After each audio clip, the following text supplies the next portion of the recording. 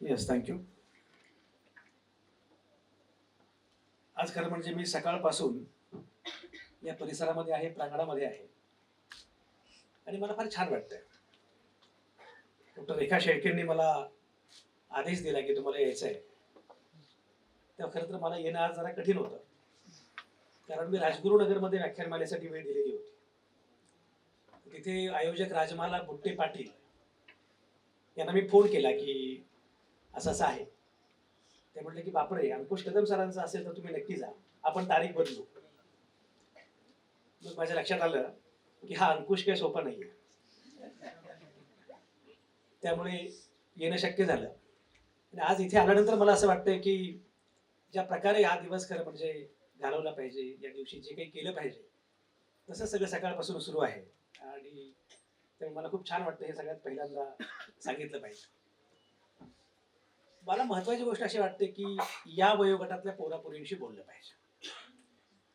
या वयोगटातली मुलं मुली ऐकत नाहीत असं लोकांना वाटतं.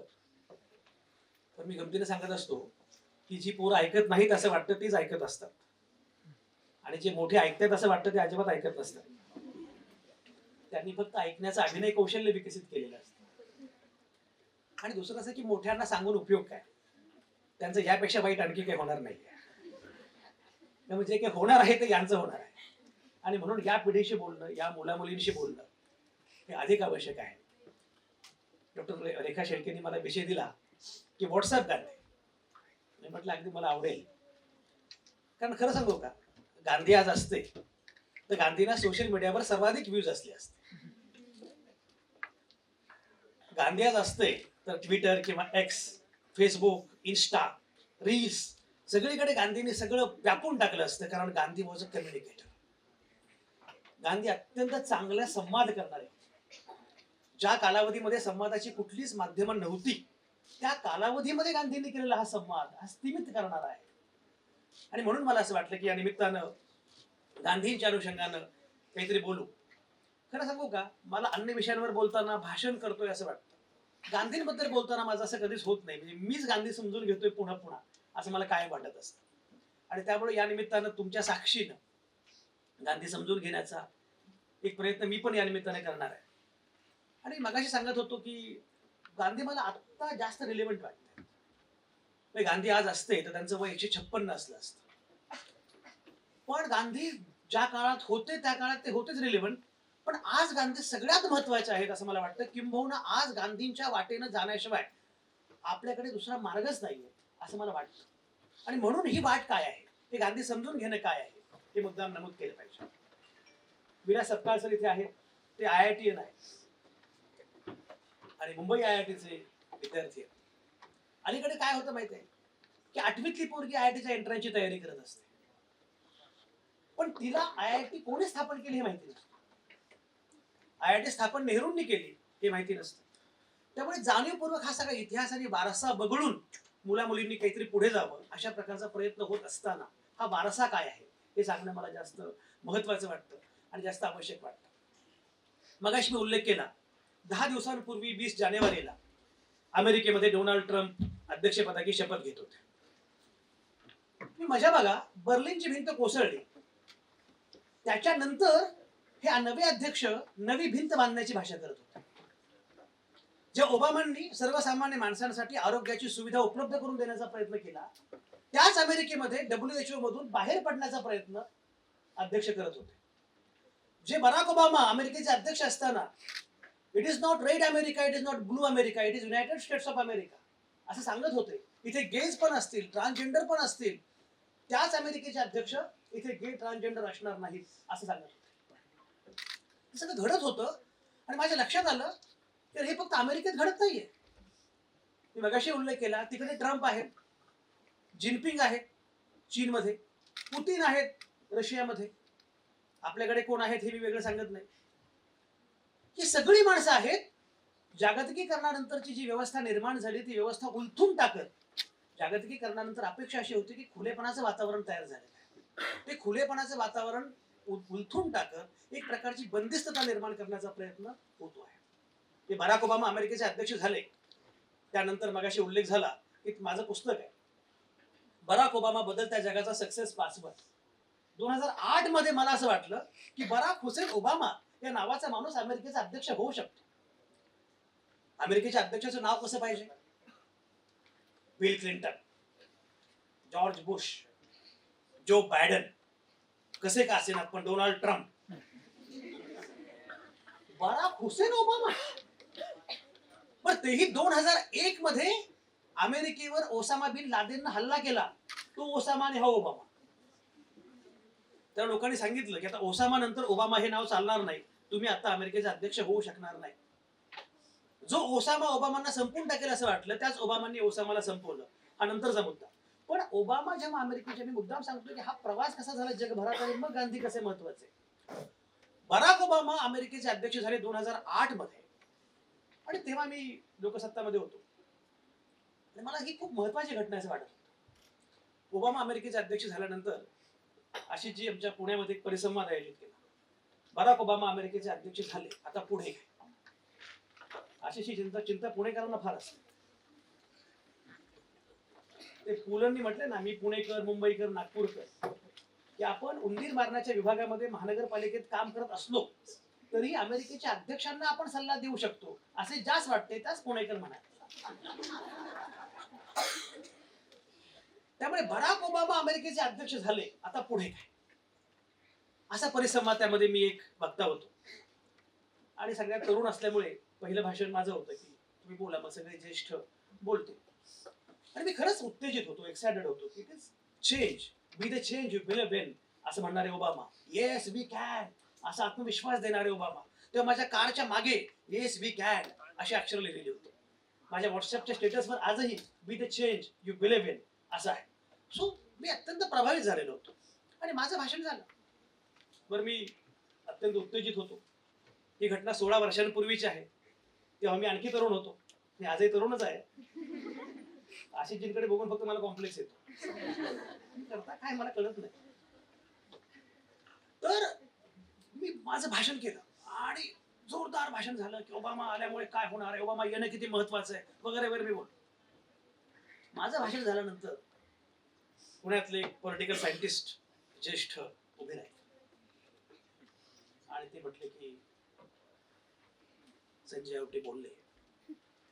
पुणेकरांची एक पद्धत आहे, शक्यतो आपण बोलतोय की बोलत नाही हे कळूच नाही असा टोन असतो. आरोह अवरोह अजिबात नाही, सलग. आणि शक्यतो पुढच्याला कळू नये अशी एक इच्छा असते. कुणी म्हटलं की तुमचं भाषण कळलंच नाही, म्हणजे फार महत्वाचं होतं. बरोबर. तर ते म्हटले संजय आवटे आता बोलले, बरं बोलले. आशिषजी, बरं हे पुण्यामध्ये सुपरलेटिव्ह आहे. गुड, बेटर, बेस्ट आणि मग बरं. पुणेकर एखाद्याचं सर्वाधिक कौतुक करू शकतात म्हणजे बरं केलं. तुम्ही जेव्हा एखाद्या मुलाने फार सुंदर काम केलं ना, बरं केलं. तर संजय आवटे बोलले, बरं बोलले. पण बराक ओबामा अमेरिकेचे अध्यक्ष झाल्यामुळे जग बदलेल असं काही मला वाटत नाही. अरे अरे झालं. मी म्हटलं तर मला तुमचं भाषण झालंय, पण मला प्रतिवाद करायचा आहे, मला 2 वाक्य तरी बोलणं आवश्यक आहे. मी गेलो आणि असं म्हटलं की बराक ओबामा अमेरिकेचे अध्यक्ष झाल्यामुळे जग बदलेल असा माझा दावाच नाही. माझा दावा असा आहे, जग बदलल्यामुळे बराक ओबामा अमेरिकेचे अध्यक्ष झालेले आहेत. वाचला काय हरकत.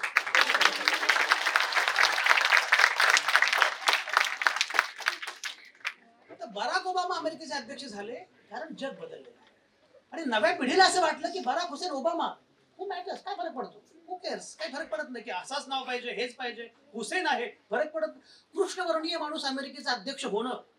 विद्रोही सांस्कृतिक चळवळीची मंडळी पुढे बसले. तुम्हाला सांगतो 1901 मध्ये अमेरिकेच्या तेव्हाचे अध्यक्ष रुझवेल्ट यांनी अमेरिकेच्या व्हाईट हाऊस मध्ये कृष्णवर्णीय विचारवंत बुकर टी वॉशिंग्टन याला फक्त डिनरला बोलावलं. व्हाईट हाऊस मध्ये ब्लॅकला डिनरला बोलावलं म्हणून 1901 मध्ये गोऱ्यांनी व्हाईट हाऊस धुवून काढलं. त्या व्हाईट हाऊस मध्ये कृष्णवर्णीय माणूस जाणं मोठी गोष्ट, आणि ती या पिढीने केली. मला असं वाटतं की एक काळ असं मला वाटत गेलं की हे बदलत चाललंय, हे छान होत आहे. एक बघा, तुम्हाला मुद्दा मी जरा वर्ल्ड व्ह्यू पण सांगतो. ज्या कालावधीमध्ये बराक ओबामा अमेरिकेचे अध्यक्ष झाले, त्याच कालावधीमध्ये भारतामध्ये डॉक्टर मनमोहन सिंग नावाचे पंतप्रधान. काय मोठा माणूस. डॉक्टर मनमोहन सिंग विद्यापीठामध्ये त्यांना काळे झेंडे दाखवले JNU मध्ये, तर कुलगुरू बिचारे विलास सपकाळांसारखे घाबरले, तर काय करायचं, PM काय करतील उद्या. ते म्हणे जरा मुलांना शिक्षा करूया. अजिबात नाही. विद्यापीठ हे डिसेंटचं साधन आहे. डिसेंट म्हणून त्यांनी व्यक्त केलं पाहिजे, त्यांनी बोललं पाहिजे. आणि मला हे आवडलं की मुलं जिवंतपणे व्यक्त होत आहेत. असे डॉक्टर मनमोहन सिंग भारतामध्ये होते. भारतातच नाही, चीनमध्ये हू जिंताओ होते, रशियामध्ये दिमित्री मेदवेदेव होते. Dmitry Medvedev was comparatively very liberal than Putin और लाईक. तर असं सगळं होतं. तो एक काळ असा होता की आता बऱ्यापैकी लिबरल खुलं वातावरण तयार होत चाललेलं आहे. आणि एक लक्षात घ्या, त्याच कालावधीमध्ये म्हणजे जागतिकीकरण 1991 मध्ये आलं. हा सगळा प्रवास जागतिकीकरणाचा लक्षात घेतला पाहिजे. मी नेहमी सांगतो की जागतिकीकरणानं मला वयात आणलं, कारण मी 1991 मध्ये कॉलेजमध्ये आलो आणि मनमोहन सिंगांनी अर्थसंकल्प सादर केला आणि खुलेपणाला, लिबरल सगळ्या खुलेपणाला वाट करून दिली. 1992 मध्ये मग पुढे, तेव्हा मशीन मधून नोटा बाहेर पडायच्या, ATM, आणि आम्ही ते बघायला जायचो. मशीन मधनं मतं बाहेर पडतात, ही आत्ताची क्रांती आहे. असा सगळा बदल होता. कम्प्युटर आला होता, जीमेल, मोबाईल नावाचं साधन जेव्हा आलं तेव्हा तर आम्हाला ते मोबाईल पूर्वी पेजर होता, नंतर मोबाईल आला. मोबाईल म्हणजे अक्षरशः काय काय करू त्या मोबाईलचं. बरं, तेव्हा इन्कमिंगला पण पैसे पडायचे. सगळा काळ इतका छान होता. रंगीला नावाचा सिनेमा आलेला होता आणि उर्मिला मातोंडकर एक वेगळी स्वप्न बघत होती. आपणा तो सपना. अरे, मी तेव्हा कॉलेजमध्ये इंटर्नशिप करत होतो आणि इस्लामपूर, सांगली जवळ जे गाव आहे, इस्लामपूर जवळ माझी इंटर्नशिप सुरू होती. ND पाटलांचं जे ढवळी गाव आहे, त्या ढवळी गावाजवळ माझी इंटर्नशिप होती. आम्ही फक्त इस्लामपूरमध्ये थिएटर 2च, दोन्हीकडे रंगीला. आम्ही दर रविवारी रंगीला बघायला जायचो. उर्मिला अशी आवडलेली होती, ज्या प्रकारचे कपडे फेकत ती चालली होती. नवा काळ होता, हा नवा काळ होता. मला लोक म्हणायचे, अरे तू काय प्रत्येक वेळी जातो, तीच उर्मिला मातोंडकर आहे. उर्मिला मातोंडकर तीच आहे, पण नव्या नजरेने मला बघायची असते. आणि त्याहून महत्वाचा मुद्दा म्हणजे सिनेमा तोच असला तरी प्रेक्षिका बदलतात.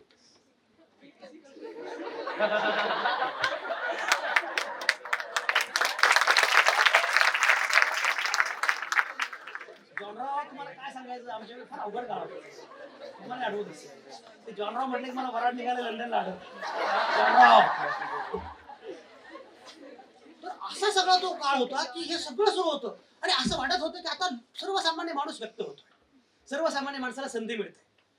तुम्ही कल्पना करा, भारतासारख्या देशामध्ये जिथे ज्ञानावर सगळी संरक्षक तटबंदी तयार केलेली होती, त्या ज्ञानाचा अधिकार प्रत्येक माणसाला मिळाला. मी क्लिक केलं काय, मी कोणी असेल, मी शेख असेल, मी मेंदळे असेल, मी कांबळे असेल, मी पाटील असेल, क्लिक केल्यानंतर त्यालाही तीच माहिती मिळेल, तुलाही तीच माहिती मिळेल. तू पुरुष असो, स्त्री असो. एका अर्थानं हे खुले पण होतं, हे लिबरल होतं सगळं. त्याच काळात मी म्हटल्याप्रमाणे, त्याच काळात एक लक्षात घ्या, डोंट फॉरगेट, त्याच कालावधीमध्ये राम मंदिराचं आंदोलन सुरू होतं आणि त्याच कालावधीमध्ये मंडल आयोगाचा सुद्धा संघर्ष दंगली सुरू होत्या. लक्षात घ्या, आजचा काळ जो आहे ना, त्या काळाची ती बीजभूमी आहे. ते बीजारोपण झालेलं 1991-92 मध्ये आता लक्षात येतंय. त्या काळातल्या राम मंदिराचं आंदोलन काय हे आता कळतंय आणि त्या काळातल्या मंडल आयोगाचे पडसाद काय हे जरांगे विरुद्ध भुजबळमुळे कळतंय. घडत गेलं बघा. 1991-92 मध्ये अशा प्रकारचा सगळा तो काळ होता आणि असं वाटत होतं की पण नाही, पण एक झालं, भारतामध्ये टसल होती. काय होणार. तुम्ही गंमत बघा, सर्वसामान्य माणूस व्यक्त होऊ लागला होता. भारताच्या राजकारणामध्ये पहिल्यांदाच प्रादेशिक पक्षांचा उदय झाला. छोटे पक्ष, आमची पण भूमिका आहे. आमचे 4 आमदार असतील, आमचे 2 खासदार असतील, का काँग्रेस आणि भाजपाने काय 2 प्रमुख पक्ष, 1 प्रमुख पक्ष, आम्ही पण. Everybody was playing. हे लेवल प्लेइंग ग्राउंड आलंय. अशा प्रकारची एक भूमिका आम्ही व्यक्त करत होतो. त्या भूमिकेचं प्रत्यंतर माझ्या बराक ओबामा बदलत्या जगाचा सक्सेस पासवर्ड या पुस्तकामध्ये होतं की जग बदलतंय. आता केवळ तुमचीच भाषा नाही, आता आमची पण भाषा. आमचा कोल्हापुरी पोरगा काहीतरी बोलत होता आणि त्याला काही टीव्हीवर दिसत होता, तुमचे सारे गम अमुक धमुक सगळ्या शोज मध्ये कुठली सांगली, सातारा, रत्नागिरीची पोरं काहीतरी चमकत होती की ज्यांना आवाज नव्हता, ती बोलत होती. पूर्वी भाषा म्हणजे पुणेरी, असं काही नाही, आमची वराडी पण आहे. मला आठवतं, मी तेव्हा अकोल्यामध्ये संपादक म्हणून गेलो लोकमतचा. एक मुलगी आली आणि काही गप्पा मारत होतो. तिला म्हटलं तुझं हेल किती छान आहे वराडी, मला फार आवडतो. म्हणे मला तसं म्हणू नका, मी पुणेरी बोलते. तुला कोण सांगितलं पुणेरी थोर आहे? पण वराडीची पण आपला एक डौल आहे. आणि भारतासारख्या देशामध्ये मी अमळनेरचा मगाशी कुणीतरी उल्लेख केला, मला वाटतं किशोरने केला. अमळनेरमध्ये मी गेलो होतो, एका पुस्तकाचं प्रकाशन माझ्या हस्ते होतं. माझ्या लक्षात असं आलं की त्या अमळनेरमध्ये खानदेशी अशा अहिराणी आहेत, त्या अहिराणीच्या 14 उपबोली भाषा. सगळ्या बोली भाषांचं कौतुक, हे सगळं सुरू होतं. आणि असं वाटत होतं की जग सगळ्यांचं आहे, हे वैविध्य, व्हरायटी. लक्षात घ्या, तोच काळ होता की जरी कितीही या प्रकारचं राम मंदिर आणि कमंडलू राजकारण निर्माण झालं तरी सुद्धा त्याच्यावर मनमोहन सिंगांच्या राजकारणानं मात केली. निसटती मात केली, पण केली होती. तिकडे बराक ओबामांनी जॉन मॅकेनवर मात केली होती. जॉन मॅकेन असं म्हणाले, तुम्हाला असं वाटतं की कोणीही अमेरिकेचा अध्यक्ष होऊ शकतो? कोणी अमेरिकेचा अध्यक्ष होऊ शकतो? ओबामा म्हणाले, ही तर अमेरिकेची गंमत आहे, कोणीही अमेरिकेचा अध्यक्ष होऊ शकतो. असा सगळा काळ होता, लिबरल सगळा काळ होता. आणि त्याच्यानंतर मी तुम्हाला म्हणतोय, एक लक्षात घ्या, त्याच्यानंतर हळूहळू काळ बदलत गेला. 2014 मध्ये तुमच्याकडे काय झालं? 2016 मध्ये डोनाल्ड ट्रम्प आले अमेरिकेमध्ये. 2016 मध्ये डोनाल्ड ट्रम्प आले, याचं मला फार आश्चर्य वाटलं नाही, वाईट पण वाटलं नाही. पण यावेळी ट्रम्प पुन्हा येणं हा अमेरिकेचा विचारपूर्वक निर्णय आहे. आणि ट्रम्प काय म्हणतात? Let us make America great again, America first, there will be only 2 genders, असं ते म्हणतायत. आणि लोक स्टँडिंग ओवेशन देऊन टाळ्या वाजवतात. मी सांगतो यासाठी की हा सगळा अत्यंत भयंकर काळ आता पुन्हा एक झालेला आहे. जागतिकीकरणाच्या खुलेपणाचा काही वाक्य माझं फार महत्वाचं आहे. जागतिकीकरणाच्या खुलेपणाचा वापर करून नवी बंदिस्तता निर्माण करण्याचा प्रयत्न केला जातो. आणि ही सगळी व्यवस्था ज्या लोकांनी हातात घेतलेली आहे, तुम्हाला काय वाटतं? ट्रम्पच्या भाषणाच्या वेळी समोर कोण बसलेले होते? ॲलन मस्क समोर होता, झुकेरबर्ग समोर होता, जेफ बेझोस समोर होता. मस्क आणि झुकेरबर्ग या दोघांच्या हातामध्ये अख्खा मीडिया आहे. त्यांच्या हातामध्ये ट्विटर आहे, त्यांच्या हातामध्ये फेसबुक आहे, त्यांच्या हातामध्ये इंस्टाग्राम आहे. एव्हरीथिंग, सगळं सबका मालिक एक. झुकेरबर्ग आणि ॲलन मस्क हे समोर असतात, जे बेझोस समोर असतो. म्हणजे बघा, म्हणजे जगाची बाजारपेठ आम्हाला हवी आहे, पण जगातनं आमच्याकडे स्थलांतरित देता कामा नये. बराक ओबामा असं म्हणाले, अमेरिका ही अमेरिका नव्हतीच, अमेरिका घडवली स्थलांतरितांनी. आईन्स्टाईन असं म्हणाले, आईन्स्टाईन कुठले? आईन्स्टाईन अमेरिकेत थोडेच, अमेरिकेत गेले. आईन्स्टाईन असं म्हणाले होते, ज्ञानापेक्षाही मायग्रेशन महत्वाचं, ज्ञानापेक्षाही स्थलांतर महत्वाचं. हे स्थलांतर, आता स्थलांतरच नको. म्हणजे तुमच्या एक लक्षात घ्या, हे तिथंच नाही घडत, हे इथं पण घडत आहे. म्हणजे आमचे लोक सिलिकॉन व्हॅलीत जातात, अमेरिकेत नोकरी करतात, आणि तिथे जाऊन काय करतात तुम्हाला माहिती? म्हणजे तुम्हाला या सगळ्या जागतिकीकरणाच्या खुलेपणाचे फायदे घ्यायचे, पण देशपातळीवर मात्र आपली व्यवस्था अधिक संकुचित करत द्यायची. अशा काळामध्ये मी गांधी सांगतो. काळ लक्षात घ्या, या काळात मी गांधी सांगतो. मला एकाने विचारलं, बॉस तुम्ही आशावादी आहात, हे ठीक आहे, पण ट्रम्प आहेत, पुतीन आहेत, जिनपिंग आहे, 2 युद्ध सुरू आहेत, आपल्याकडची अवस्था आपल्याला माहिती आहे, एवढं सगळं वाईट आहे, तुम्ही गांधींचा उपयोग काय? मी म्हटलं, बॉस याच काळात गांधी जन्माला येतो. लक्षात घ्या, गांधी जन्माला कधी आले? पहिलं महायुद्ध आणि दुसरं महायुद्ध या दरम्यानच्या काळात युद्धाचा विखार वाढलेला असताना, जगभर युद्धाच्या, हिंसेच्या, विखाराच्या ज्वाळा पसरत असताना मोहनदास करमचंद गांधी नावाचा माणूस महात्मा गांधी होत होता. ज्या कालावधीमध्ये हिटलर जन्माला येत होता, ज्या कालावधीमध्ये मुसोलिनी तयार होत होता, त्याच काळात महात्मा गांधी तयार होत होते. लक्षात घ्या, पुतीन, जिनपिंग, ट्रम्प याच काळात गांधी जन्माला येत असतो. मुसोलिनी, तुम्ही गंमत बघा, हिटलर, मुसोलिनी आणि गांधी यांच्यामध्ये एवढं साधर्म्य आहे. हिटलर जर्मनीच्या राजकारणामध्ये आला 1912 मध्ये, मुसोलिनी इटलीच्या राजकारणामध्ये आला 1913 मध्ये, आणि गांधी आफ्रिका सोडून भारताच्या राजकारणात आले 1915 मध्ये. साधारण इथंच थांबत नाही. पुढचा मुद्दा बघा, हिटलर त्याच्या देशाचा सर्वोच्च नेता एका अर्थानं झाला, किंवा नेता म्हणून त्याला मान्यता मिळाली 1921 मध्ये. मुसोलिनीला मान्यता मिळाली 1922 मध्ये, आणि बेळगावच्या राष्ट्रीय काँग्रेसचे अध्यक्ष गांधी झाले 1924 मध्ये. तिसरं, तिघांचं एक वैशिष्ट्य, तिघही लेखक, संवादक, पत्रकार. पुढे तिघांची आत्मचरित्र एकाच काळात आली. हिटलरचं आत्मचरित्र माइन काम्फ हे आलं 1923च्या सुमारास.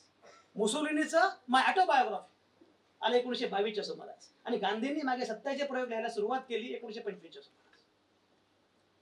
रिमेंबर, जेव्हा हिटलर मुसोलिनी जगभर असतात तेव्हाच ती भूमी महात्मा गांधींच्या जन्मासाठी, महात्मा गांधी निर्माण होण्यासाठी अधिक पोषक असते. आणि म्हणून माझा दावा असा आहे की हा काळ महात्मा गांधींसाठी अधिक चांगला आहे. त्यासाठी सगळ्यात महत्वाची गोष्ट काय, नवी पिढी नव्या पिढीला गांधी समजावून सांगणं हे आपल्या पुढे सगळ्यात मोठं आव्हान आहे. आपल्याकडे काय झाले माहितीये का, म्हणजे लगेरो मुन्ना भाई आला, किती छान गांधी मांडलाय. मला असं वाटलं की एखाद्या कुठल्या ग्रंथाने केलं नसेल एवढं काम लगेरो मुन्ना भाईने केलं. माझ्या आई वडिलांसोबत मी तो सिनेमा बघायला गेलो. माझे आई वडील शिक्षक. संजय काय थट्टा गांधींची. तुमचा प्रॉब्लेम, गांधींबद्दल बोलायचं म्हणजे एरंडेल प्याल्यासारखा चेहरा करून बोलायचं, ही तुमच्या पिढीची अडचण आहे. या पिढीला कळलं गांधी हा प्रॉब्लेम नाहीये, गांधी हे सोल्युशन आहे. गांधीबद्दल खुले, गांधी फ्रेंड या, गांधी मित्र होते. गांधी, लक्षात घ्या, गांधी कायम तरुणाई सोबत होते. गांधींनी जेव्हा मुखपत्र सुरू केलं त्याचं नाव यंग इंडिया होतं. तरुणाईशी बोललं पाहिजे, गांधींना तेव्हाही माहिती होतं. गांधींनी शाळा सुरू केली, त्याचं नाव नई तालीम होतं. नव तरुण याचं गांधींना आकर्षण होतं, मोह होता, आणि गांधींनी त्याच अनुषंगाने काम केलं. प्रामुख्यानं नई तालीम असेल, यंग इंडिया असेल, हे जे गांधींचं काम आहे की नव्या पोरापोरांशी बोललं पाहिजे, नव्या पिढीशी बोललं पाहिजे. आणि गांधी अत्यंत मिस्किल होते. गांधींची विनोद बुद्धी यावर पुस्तक आहे, गांधींचा सेन्स ऑफ ह्युमर याच्यावर पुस्तक आहे. म्हणजे माउंट बॅटन गांधीने असं म्हणाले, म्हणजे गांधी तुम्ही एक मान्य करा, तुमचा विरोध आहे आम्हाला पाहिजे, ठीक आहे मान्य, पण आम्ही आलो आणि आम्ही तुम्हाला लॉ अँड ऑर्डर दिली, तुम्हाला डिसिप्लिन दिली, आम्ही तुम्हाला पोस्टल सर्व्हिस दिली. आम्ही नसतो तर आमच्या पश्चात हा सगळा गोंधळ असला असता. गांधी म्हटले हो गोंधळ असला असता, पण तो आमचा गोंधळ असला असता. तुमच्या सक्तीच्या कायदा सुव्यवस्थेपेक्षा आम्हाला आमचा गोंधळ पण प्रिय आहे. आणि पुढे गांधी म्हटले, माझा विश्वास आहे इथल्या सर्वसामान्य माणसावर, तू या गोंधळातनं पण आपली वाट शोध. हे जे गांधींचं आहे, मी मगाशी सांगत होतो, तुम्ही रिलेट करू शकता. तुम्ही कल्पना करा, मी मगाशी बाहेर पण म्हणालो की खरोखर समजा मी औरंगाबाद मध्ये आलो आणि मला असं वाटलं की औरंगाबाद मध्ये मला नगरसेवक व्हायचं. मी मगाशी म्हटलं की महापालिकेची निवडणूक होणार आहे असं आपण गृहीत धरूनही बोलतो आहोत, तर नगरसेवक मला व्हायचं, तर मला औरंगाबाद मध्ये किमान 5-7 वर्ष काम करावं लागेल की नाही. गांधी नावाचा माणूस आफ्रिकेत 1915 येतो आणि 2-3 वर्षामध्ये देशाचा नेता होतो. कसं काय घडू शकतं. त्याचं कारण मी मगाशी म्हटल्याप्रमाणे गांधींना मुळात संवाद कसा करायचा ते कळलं होतं. गांधींना आपला आतला आवाज ऐकू येत होता. गांधींना लोक काय म्हणतात ते कळत होतं. आणि गांधींना सगळ्यात महत्वाचं म्हणजे मॉडेल कळलेलं होतं, जो चरखा बाहेर सुरू होता, सूतकताई सुरू होती. सूतकताई हे सगळ्यात महत्वाचं म्हणजे गांधींचं इकॉनॉमिक मॉडेल होतं. चरख्यामुळे काय झालं माहितीये, चरख्यामुळे घराघरामध्ये पैसा आला, खिशामध्ये पैसा खेळू लागला. आणि दुसरी गोष्ट, गांधींनी काही राजकारण न सांगता राजकारण करणं. मी शिवकदम समोर बसले, सांस्कृतिक राजकारण शिव गांधींना जे कळालं, अद्यापही ते कळण्यामध्ये, ते समजून घेण्यामध्ये आपल्याला प्रचंड अपयश येत आहे. गांधींना ते नीटपणे कळालं होतं. त्यामुळे लोकांना गांधींचं काम काय माहिती नव्हतं, पण गांधी काय थोर माणूस. एक प्रसंग आहे, कृष्णा काठ नावाचा यशवंतराव चव्हाणांचं आत्मचरित्र आहे. तर एक प्रसंग आहे, मला तो प्रसंग फार भारी वाटला. यशवंतराव चव्हाण तेव्हा शाळेमध्ये आहे, आणि शाळेमध्ये असताना काहीतरी झालं, आणि जे गांधी सांगायचे ना की झेंडा फडकवा, तिरंगा फडकवा. यशवंतराव चव्हाण शाळेमध्ये असताना त्यांनी त्या एका सरकारी कार्यालयावर, सरकारी कचेरीवर तिरंगा फडकवला. तिरंगा फडकवला की इंग्रजांनी अटक केली, पोराला तुरुंगात घातलं, पोलीस कोठडीमध्ये ठेवलं. तुरुंगात घातल्यानंतर आईपर्यंत बातमी पोहोचली की यशवंतला तुरुंगात घातलंय. त्या आईचा जीव घाबरागोबरा झाला, तर पोरगा तुरुंगात गेला. ती रडायला लागली, आता कसं होणार. बरं, तिला काळजी काय होती, आता इंग्रजांनी याला अटक केल्यामुळे याचं शिक्षण थांबेल. दुसरी गोष्ट, इंग्रज सरकारच्या विरोधामध्ये हा बोलला, त्यामुळे इंग्रज सरकारकडे नोकरीला असलेल्या आपल्या पोराची नोकरी जाईल थोरल्या. यशवंतरावांचे वडील गेलेले होते, तो आता घरच कोसळेल पूर्णपणे. तर रडायला लागली. शेजारचा माणूस आला, म्हटलं मावशी काही रडू नका, तिथला अधिकारी आपल्या ओळखीचा आहे, त्याला पण सांगू, माफी मागू, तो तुम्हाला सोडेल यशवंतला, काय प्रॉब्लेम. ठीक आहे म्हणे, पोरासाठी काय माफी माग.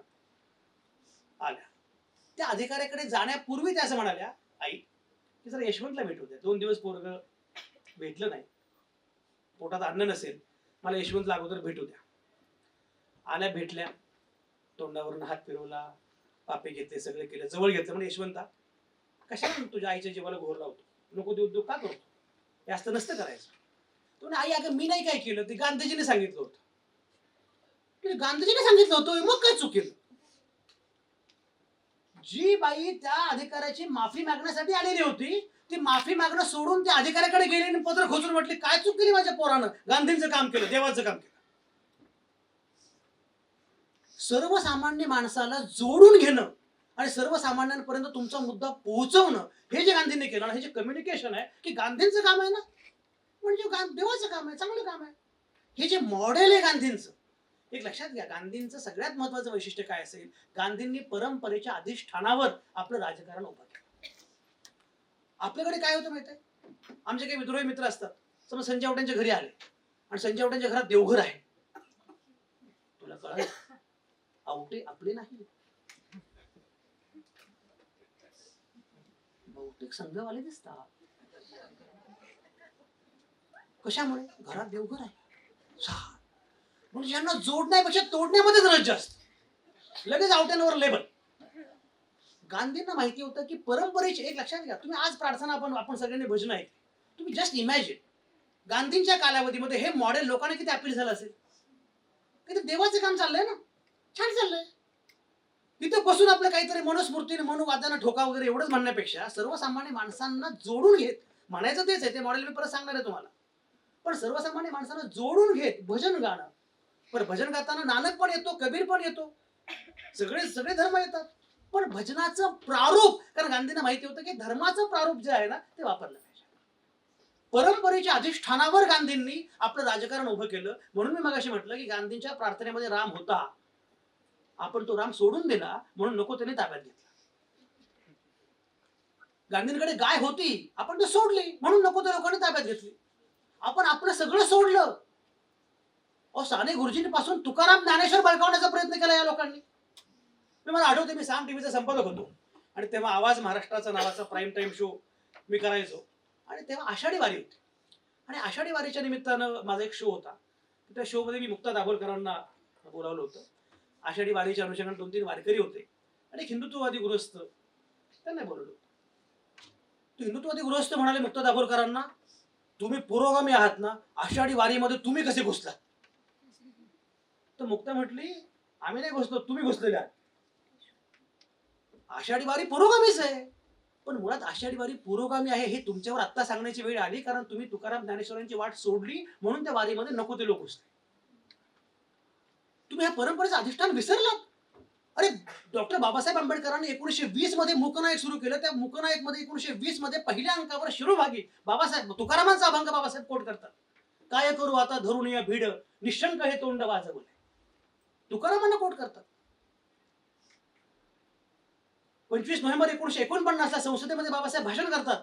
त्या भाषणामध्ये बाबासाहेब असं म्हणतात की तुम्ही एखादा मुद्दा मांडलात आणि तुमचा मुद्दा मला पटला नाही, तर तुमचा मुद्दा खोडून काढण्यासाठी मी माझी बुद्धीपणाला लावेल, पण मला न पटणारा मुद्दा सुद्धा तुम्हाला मांडता यावा यासाठी जीवाची बाजी लावेल. आणि पुढे बाबासाहेब तुकारामांना कोट करतात, तुका म्हणे होय स्वतःशी संवाद, आपलाची वाद आपणाशी. तुकाराम, ज्ञानेश्वर, चोखामेळा हे सगळे या लोकांना प्रिय होते. हे सगळी वाट आपण सोडली आणि मग आपण पुन्हा ते अपहरण करतात. अरे, अपहरण करतात काय, ते अपहरणच करण्यासाठी आलेले. ही बाप पळवणारी टोळी आहे. आमच्या उद्धव ठाकरेंना विचारा, एकदम बापच गायब करतात. कदम सर, आता मला बापांची भीती वाटायला लागली. पोरांची भीती वाटायची की पोरग बाहेर गेलं की यार ते उगाच कोणीतरी. आता माझ्या वडिलांचं वय वर्ष 86 आहे. आप्पा बाहेर गेले की मला भीती वाटते, कोणी बापच पळवला करणार काय. पण हे बाप पळवतात कारण आपण बापाला बाप म्हणत नाही, आपण आपले बाप विसरतो. तुम्हाला ठाऊकच नाही ना. सरदार वल्लभभाई पटेल आमचे म्हणेपर्यंत त्यांची मजल गेली. ज्या सरदार वल्लभभाई पटेलांनी यांच्या संघटनेवर बंदी घातली. मी मगाशी म्हटलं की पटेल पण नाही ते काय, बाकी बरोबर आहे, पण पटेलच पंतप्रधान व्हायला पाहिजे. तुला कोणी विचारलं. काँग्रेसचा प्रश्न आहे, काँग्रेस कोणालाही करेल पंतप्रधान, पण काँग्रेसकडे एवढे लोक होते आणि पंतप्रधान व्हायला सगळेच लायक आणि पात्र होते. नाही, पण ते पटेल, अरे वेड्या, तुला हे माहिती आहे का, पहिली सार्वत्रिक निवडणूक झाली 1952 ला आणि पटेल गेले 1950 ला. कसं काय करायचं पंतप्रधान. वयाचा मुद्दा असतो, प्रकृतीचा मुद्दा असतो, पण कारण नसताना या प्रकारचे. तुम्हाला मी काय सांगतो माहितीये का, तुम्ही सगळे तुम्ही MGM विद्यापीठाचे विद्यार्थी आहातच, पण व्हॉट्सअप विद्यापीठाचे पण विद्यार्थी आहात. व्हॉट्सअपवर जे काही येतं, मग पंडित नेहरू 2 बायकांना मिठी मारताय आणि खाली नेहरू वॉज वुमनायझर. अरे फॅक्ट चेक करा, बघा.